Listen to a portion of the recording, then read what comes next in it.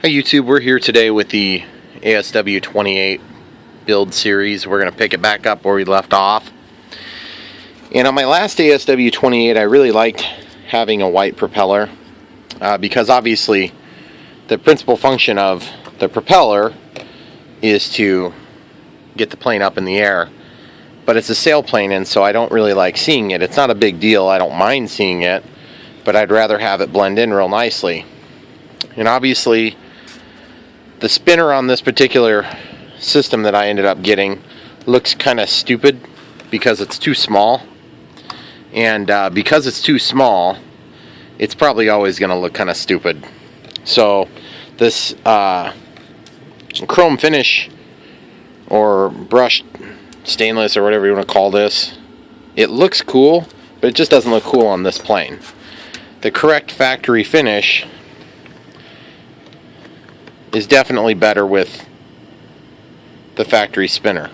I do wish that this was a little bit steeper angle here so it matched the angle of the plane, but it does look nice, and so we're going to go ahead and switch things over. So obviously to do that is really simple. We just have to disassemble the spinner assembly, but I'm going to take this opportunity to go ahead and get things painted up as well. And so we're just gonna take this all apart like that. Now these blades of course will be fine for another plane, it just, you know, I wanted a little bit more power on this thing. So this is a 7/32 bit that's put into a 1/4 inch nut driver for ease of use. We're just going to loosen up the nut, and that's a nylock on either side. And you see it's just threaded on both sides, but it's smooth on the middle. Okay, so then we can take that out and we'll just make sure that the fit's going to be correct. And as you can see, it's nice and free. You could smooth things up if you wanted, but I really don't care. It's not going to be an issue. So I found the easiest way to paint these is to just hang them, just spray paint them and then hang them up to dry. And what I'll do is I'll take just a little chunk of wire and I'll fold it into a shape like this, and then when I'm done spray painting it, or I can even hang it, and you can slide the piece on like this because you don't want paint on the middle anyway. And in this case I'll probably go ahead and take this assembly out as well, just so you don't gum up the works. You could leave it on there if you wanted, I suppose. We'll just drop that out of there. So we'll just make sure all this stuff goes back in the same way it came apart for easy keeping. And we'll do the exact same thing with the larger props, and now you can really get a size comparison here for that larger prop that I'm going to plan on using. So that'll get us up to altitude quicker. Now one thing we could consider is on this system we could try to use these, but you'd have to enlarge the hole. So let's just double check that this screw is going to work okay before we get everything put together. So we'll just drop this through. Make sure there's not a ton of excess play. I don't suspect that we're going to have any issues there, but if we do, I'd rather know about it now. Looks like there's just a little bit of play, but I also don't have this tight yet, or even threaded in. So if you were concerned about this, then you could just put the original pins through here, but you'd have to compromise the factory stock mechanism here. So I'm going to paint the red spinner, it's going to be white. I'm going to paint this base white, and I'm going to paint the props white, and it's going to look nice. Just to give you a comparison, the factory ones probably have a little bit of play as well. So let's just double check that to confirm my theory. And then you guys don't have to do it on yours. Yeah, see, there's play on those two. So not a big deal. I'm not worried about it. I didn't think it'd probably be a big issue either way. Okay, great. So I'll get these things set up and then we'll come right back and show you how we paint them up. Alright guys, so I got my exhaust fan here that's got a filter stuck in it.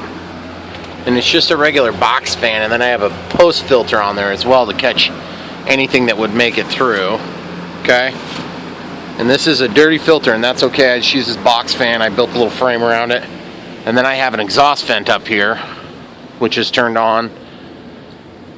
And so that way what we can do is we can close off the room and let that thing fall.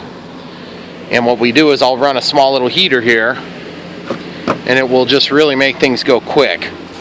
So the first thing you got to do is just take off any rough edges on these blades before you try to paint them, otherwise you'll just immediately get all banged up. Don't go crazy on this because you want to try to keep them balanced if they were balanced before. If they were out of balance before, you have to balance them anyway. So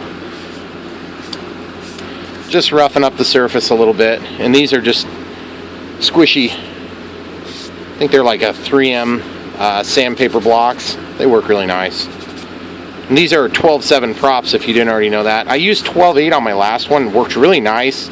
So I was going for that again, but I just got whatever was available, and I liked this style, but the spinner ended up being too small. Okay, so we're going to do that for both of these and come right back. Okay, so now on the spinner, you'll want to try to avoid getting a lot of gunk on this little ledge here, because that has to then key into the slot on the front of this. And you also notice there's kind of a bump there, just sloppy manufacturing, no big deal. So I'm just going to take and give this a texture, because it's kind of got that high gloss finish to it, so it's not going to have paint wanting to stick to it very well. And you don't have to go crazy on it, you just want a little bit of texture, just something so it doesn't just wipe right off the first time you have a landing. And yes, guys, this is probably not going to be as stout a finish as the factory finish, but I can tell you from experience the factory finish is not anything to write home about anyway. Okay, so this one we're just painting this spot. Now you could assemble it if you wanted to, and you'll want to try to avoid kind of going crazy in this area, but you do need to try to get a little color in there so that it looks nice if you're going to paint this whole mechanism. And so I'm going to actually get this in there and just take just a teeny little bit of material out to help make up for that. And see, this one I'll start upside down too. And that one we can just lay flat. The paint I used on most of these is just like a Rust-Oleum, whatever product you can find that makes sense for you. Sometimes I'll actually use like a primer. In fact, why don't we use the primer on this too? And you notice this is a gloss and this is a flat. Even if we end up just priming this, come back with a real light coat. So we're just going to go real light on this.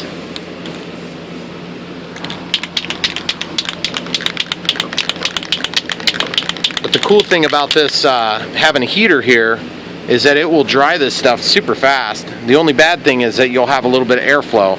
So if it becomes too strong, you can actually turn that away from the work a little bit, and then you can come back to it. I think my nozzle's clogged. I'll come right back. Okay, so evidently my first cam was a little bit spent, so we're going to just pop open a new one. Lots better. There we go. Lots better. Okay, so we can go ahead and get our heater. We have the support for the table saw under here, so it's just kind of holding that up. And we'll get that painted and we'll just leave this off to the side. And then for the nose, we can probably go ahead and do that a little bit as well.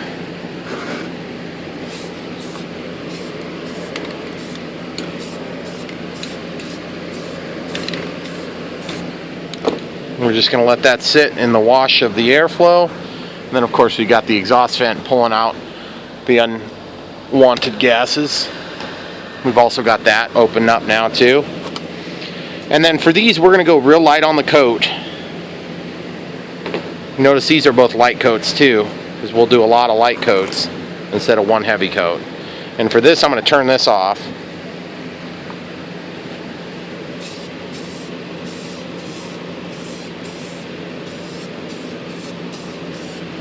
Okay.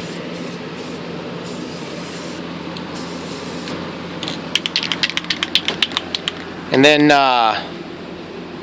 we're not going to paint any of the hardware. It's just going to be left as is, and that's fine. So we'll go ahead and flip these things over here in just a minute. We'll come back and do the other side. Now while this first side sets up, the other thing you can do is you can use a hairdryer. Hairdryer works nice for this sort of thing. Just don't want to get too crazy on the heat. Okay, so we're going to come back. It's been, just a very short time. And even if we were to drop this down and lose a little bit of material, it's fine. It's going to be good enough on the edge is all we're concerned with for this. In fact, I'm going to set that down and get a little something to set it on.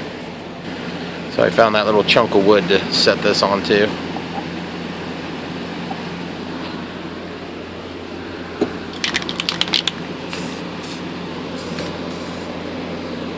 Okay, and we've got the heat on high on this thing now. They got like a low heat and a high heat, and that's going to really speed things up. Like this is dry to the touch already. It's been just like minutes, if that.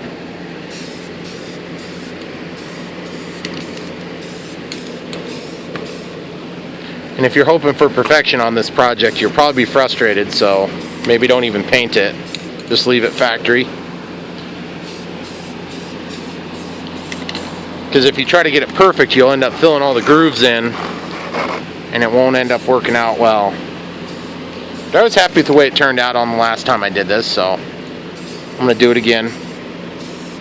Now I'm getting just a little bit heavier as I get to the finish coats. And then the last coat is no longer going to be primer, it's going to be this white lacquer, which is going to give us our luster, and that's going to help it to basically not scrape off quite as easy. So we'll pause it and come back in like 2 or 3 minutes and we'll be ready for another coat. Now while we're waiting to finish this last coat of actual paint, these things, you'll notice I didn't put them on there to paint, because if you put them on here to paint, then they blow away, and it's actually kind of hard to control them. So I will put them on there to dry, and then I'll stick them up on these exposed 2x4s on the shelf that I built in my shop. So that's how I'll dry stuff. Same with this and these. Now that can stay just down. It'll be fine. It's not going to have any reason to be hung up to dry. So it looks like we're... See how quick that goes, guys? That's crazy. It's only been like maybe a minute and a half. Okay, so now I'm going to turn this to off for now. Make sure it's spraying. Come in. Get the coat in there.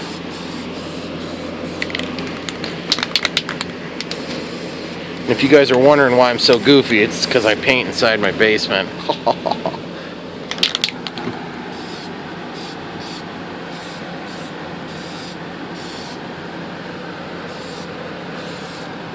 But honestly, if I painted outside, I'd never be able to paint. It's always cold here. Okay, now we're going to get this heat kick back on. And then we're going to let this set up for another probably 3 or 4 minutes again. Okay, so we're getting about a minute and a half to 2 minutes out, and we're already ready to flip and paint. And you'll notice I propped that up. It's got a little safety on it, so that keeps the heat pointed down, because obviously the heat's going to raise away from the work. And then this fan is going to suck the warm air across the work surface. So it works really nice, guys. So everything is ready to rock, so we're going to go ahead and flip these. Try to flip them into a spot that's got dry around it. And remember, this isn't going to be perfect, and if it is perfect, great, but I don't really expect it to be perfect. Okay, so we're going to cut the fan off for this step. Make sure we're coming out good. Come back in for a good thick coat. Another touch up there. This lacquer is pretty stinky stuff.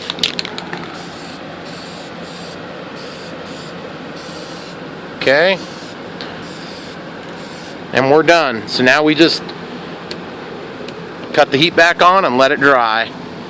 And we'll come back to that after a little bit and see how it looks, guys. Now if this ends up working out well, this is Rust-Oleum lacquer. High luster coating. Wood, metal, and more with ultra smooth. So yeah, so the stuff works pretty good. And then the other thing I used was Rust-Oleum Ultra Cover 2 times primer, and this stuff is awesome. Whenever it says 2 times or whatever, they aren't joking. It really does a good job. And did you see how fast it dried? By the way, they're not paying me for any of this. I'm just happens to be the product I'm using. I've been really happy with it. I used to buy the cheap dollar can. Man, you'd burn through so much paint trying to get a project like this done, and it wouldn't coat well. So anyway, sometimes it pays to pay. Okay, so it's been a couple, 2 or 3 minutes here. I've just been picking stuff up, and you can come back in and take a close look, and usually I'll test it on a corner like this. And I think we're okay, but I'm going to show you one little trick is if you want, you can use baby powder. When I use these things up, I cut them open, and then I can use them when I'm putting gloves on and stuff like that. But you can also just take a small screwdriver to help you with this step too, so you don't get your fingers on them while they're still kind of setting up a little bit.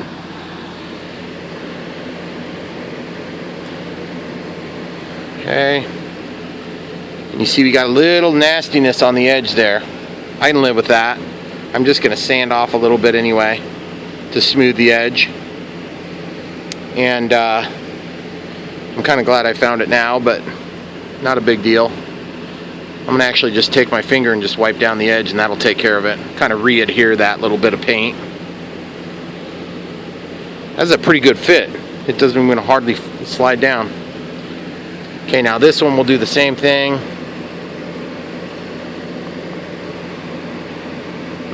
Just kind of flip that up. And we can just line up the screw with the shaft of the piece of metal. Okay, there we go. Just want to make sure they don't end up running into each other is all. So we'll kind of slide those along so they get apart from one another. And then you can just take these things, just slide them up onto a 2x4. Sometimes you got to bend them a little bit. Over bend them, and then they'll just bite into the wood. Straighten them out a little bit. Then you can come back to that in a little bit when it's dry. These things you can just leave out flat, but I don't want to leave them on this big paintboard. I want to put all this crap away, so I'm going to get those moved, and we'll come right back. Okay guys, so we're waiting on the paint to dry on those couple of components here. And I want to try to address this canopy issue. I got a canopy fit issue here, where the canopy comes up, plus they got glue here, so I'll try to fix that too. So what I want to do is I want to basically get these scissors. These are called Lexan scissors, and they came in a kit that included this reamer as well. And they have this weird bend in the end, and they're just very sharp scissors, and they work really good.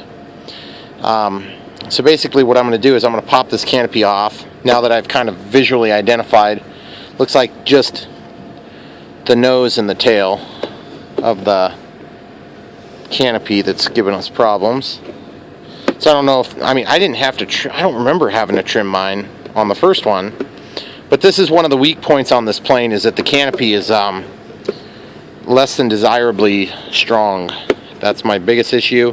And then the design, like, it's not so bad here when it's in the shop and it's comfy and warm, but you get out of the flying field and you're juggling around this plane with a, almost a 3-meter wingspan, and you're trying to fight that thing off.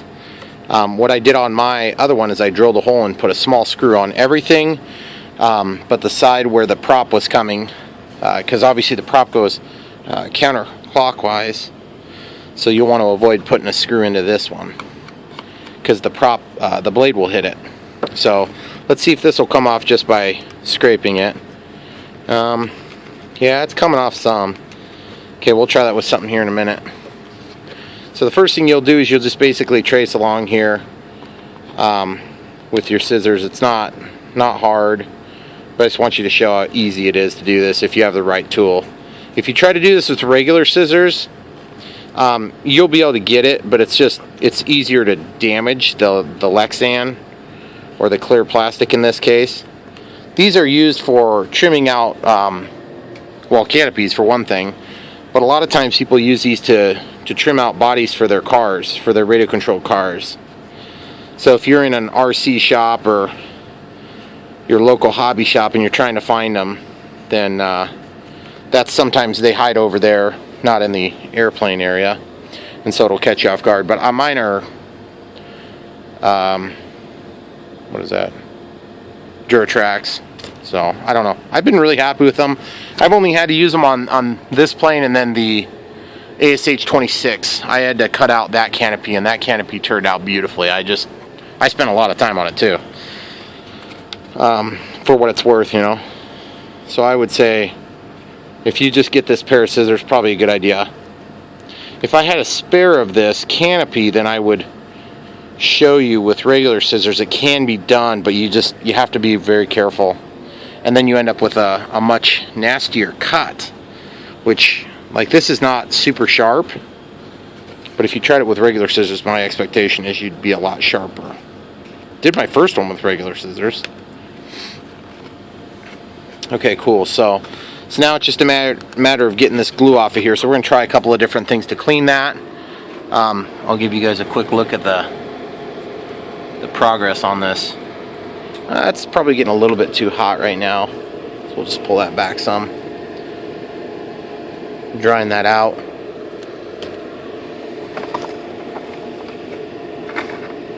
Honestly, I don't even care if it's got a little texture on it. It looks fine. So what we're going to do on this is we're going to try to get this glue drip.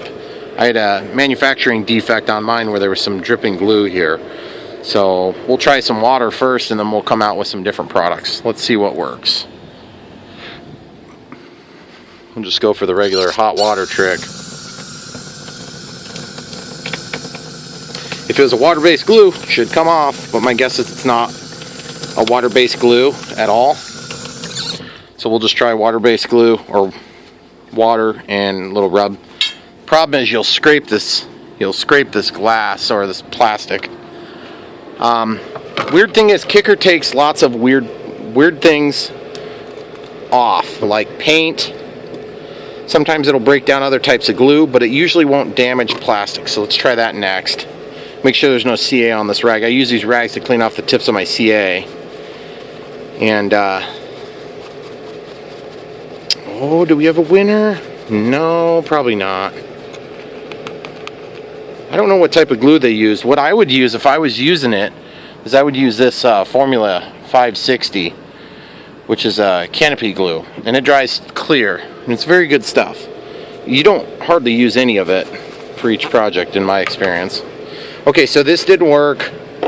We could go to thinner for sure, but I'd rather try alcohol first, and then we'll go to fingernail polish remover, acetone, and then we'll end up at thinner. Okay, so this is just regular alcohol. It's actually a medical grade alcohol because it's cheaper, and I just refill this bottle. I got that bottle from work. It's like an empty thing. Okay, so feels like it's not coming off still.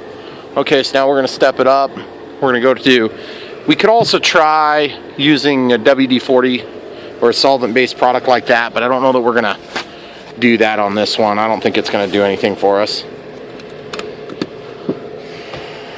Okay, so we're going to Q-tip this on and be careful. In case you guys are wondering, I'm hoping to give you a shot of the complete nose cone by the end of this video here, with the prop and everything on there. Okay, we'll just try down here.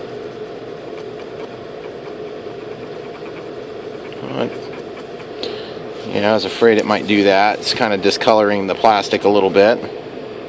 And furthermore, it doesn't seem to really be remedial.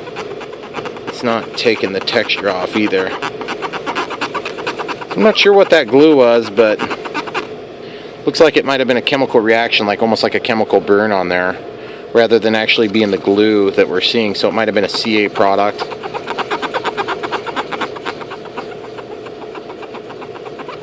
Okay, so we'll just take that to it. Okay, so we're just going to go for the big dogs. We're just going to go straight to thinner. See if that takes it out. Okay, we're going to, so we don't mix up the two. We'll just go ahead and cut the tip off of this one. Ouch! And that will make sure we don't end up, we don't want to oversaturate this because we want to try to control this some. It does look a little bit better, but I want it right. As right as I can make it. Okay, so we're just going to go in really small circles. This is going to more than likely discolor the plastic.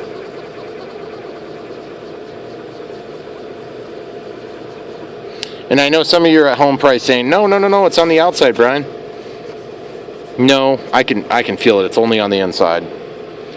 And so it looks like that might kind of be the ticket. That's probably the most I'm going to get out of this.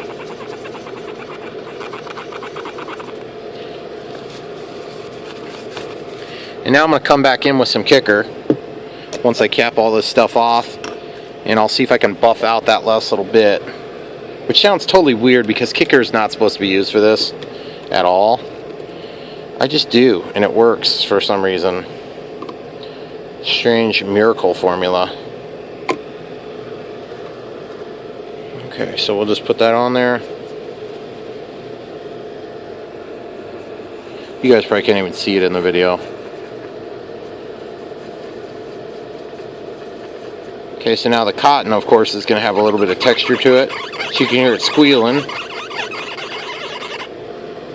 And we'll just dry it off. And I mean, it's not great. It's not perfect. I don't even know if I can necessarily say it's a lot better. It's just different. So you be the judge. If you get a drip like that, you'll know the steps I went through to get to this point. So it does look like the kicker helped a lot when I buffed with the kicker. You could probably do some automotive polishing compound and then go back with some wax if you really wanted to try to get that out. But let me tell you something, this will be the first thing to fail on your ASW-28. This is not a strong suit. Let's see how it looks now compared to what it looked like before. Still got that one blemish on there, but it's a little bit better.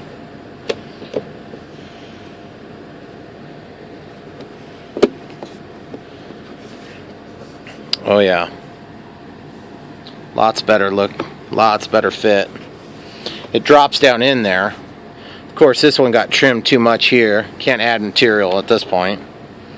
If a guy was really motivated, you could take a piece of vinyl tape and you could hang that down there and fold it upon itself. But I don't think I care enough. I think it's going to be fine for what we're doing.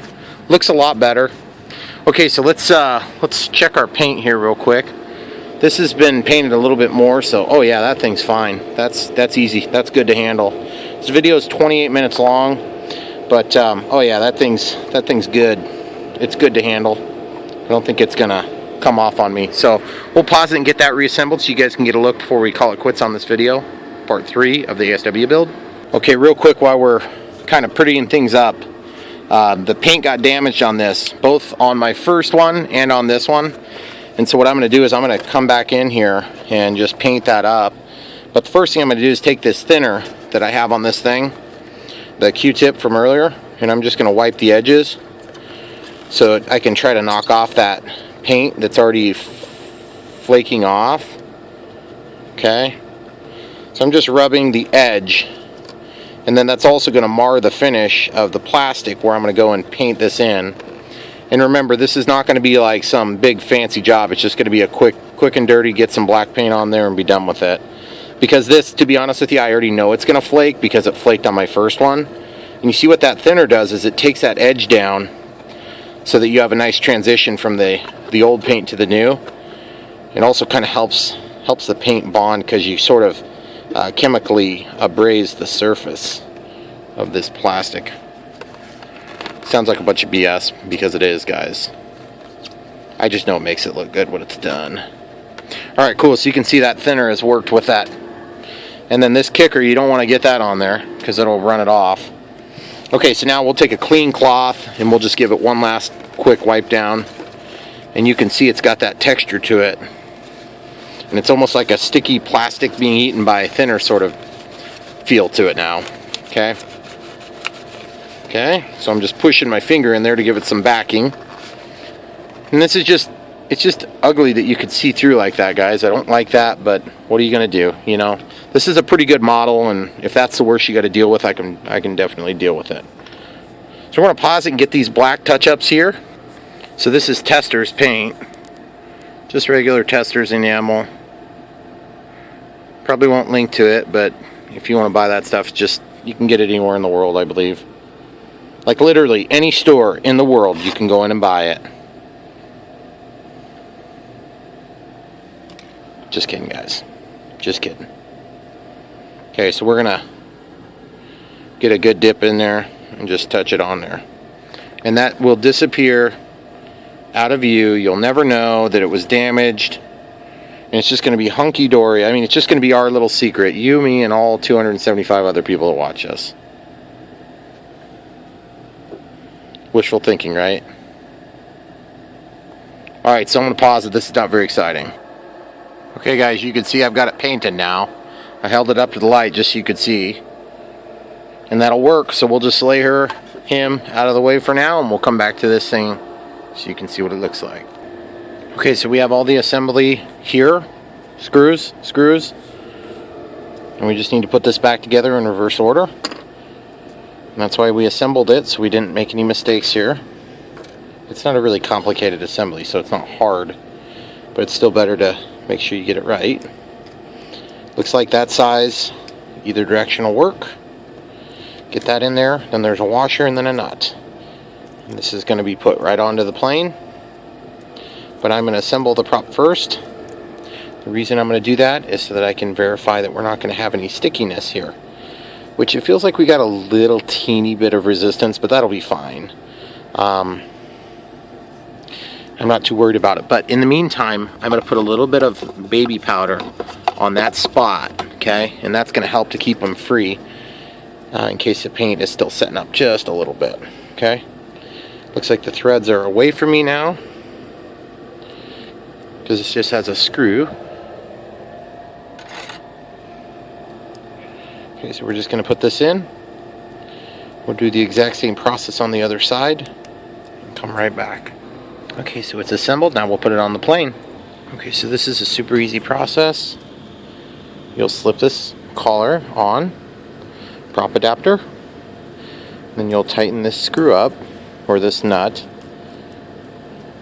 Okay, and you notice there's a pretty big gap here.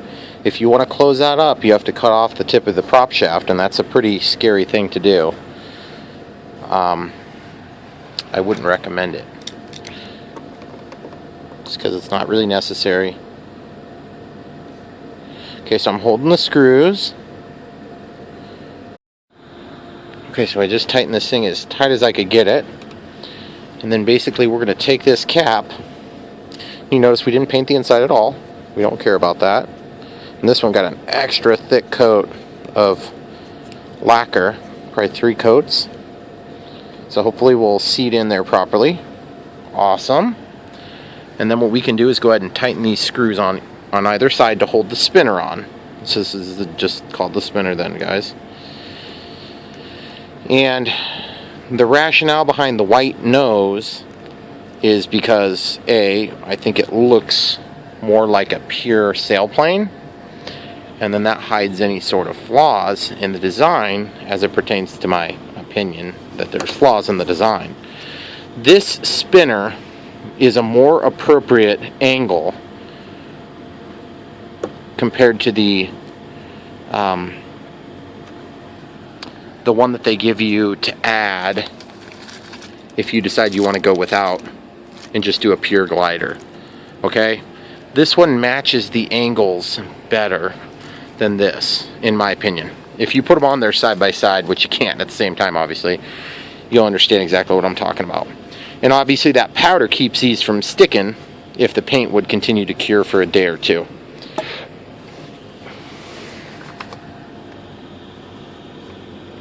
And so what's going to happen is, as you're flying, you're going to see a sailplane, not a prop-driven airplane. And it's going to look awesome. And I think you guys are going to agree. There's a minor difference in color between this plastic and that color that I picked, but to be honest with you, the primer would have been a better match than the high gloss, but the primer would wear and tear a whole lot worse because you will get this thing into the dirt. So now what we're going to do is we're going to pause it for just a second. I think we're going to put this assembly together so you can see what it looks like all together. But I got to give this a couple of minutes to dry so we don't get black paint all over this. Alright guys, so there you have it. If you could ignore the little strip of wax paper that I installed, I think it looks a lot better with a white prop and white spinner. And it is a little bit tempting, my idea, to shorten the prop shaft so that I can slide this on just a little bit further. It would help with the CG issues this plane tends to have. Get that closed in, but it might screw up our ventilation to a degree because we have ventilation on both sides. But either way guys, I think it looks good. It looks better than it did. It's certainly not as good as like the ASW-28, but you can't get that model. And if you could, it'd be, well, I don't know, 4.5 times as much as this. Almost 5 times as much money by the time you're all in it. So, and then you can see that's going to be a nice aggressive prop. It's going to get us up to altitude. And one thing that I've heard from a few folks is that they've made the comment that this plane, you don't need a bigger prop. Well, you really don't if you're just flying it up and then gliding down. But guys, if you're learning to fly, a little bit bigger, a little bit more aggressive prop is going to help you get out of trouble quicker too. So yeah, the 10.6 is probably fine for that, but this is a 12.7, so it's quite a bit bigger. Alright guys, that's about it for this video. This is part number 3 of the ASW-28 by Volantex. Help support our partners at Banggood. Buy your very own. And look in the product in the description there, and you can see all sorts of other products. You can help support our channel if you buy those links. And definitely more of this to come. It's going to be really cool. I've already built this plane once. It's a good plane. I'm really excited to show you how it performs, and it performs well. So if you're willing to put in a little bit of work, this thing can turn from whatever, $140, $150 shipped to one of your best planes. Thanks for watching. Don't forget to come back, like and subscribe. Click the bell for notifications.